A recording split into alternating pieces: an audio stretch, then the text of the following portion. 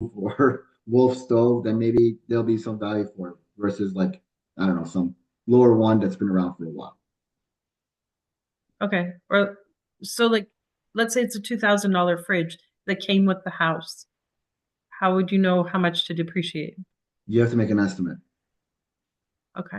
reasonable estimate, Okay. right? Okay, perfect. And then you mentioned that you do estate planning for taxes, and I think that would make a really good topic.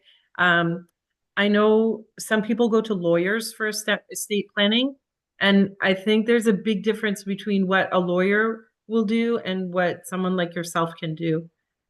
Yeah, the lawyers, so we never deal with any of the legal paperwork.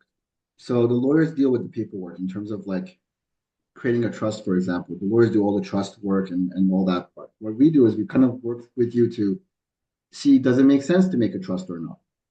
So it's more they take care of the actual action of it, where we say, does it make sense for you to do that action or not before you go there? Right. And just to like further extend, I think most of us on the call here, we do have children. And at some point, we have to decide how we want to leave our assets basically to our children with the least tax implication. Because the worst thing, we work all our life and then the government takes half of what we have and gives half to our kids. So I think, Ali, you might, if you're open to it, maybe we could do something on that too. Yep.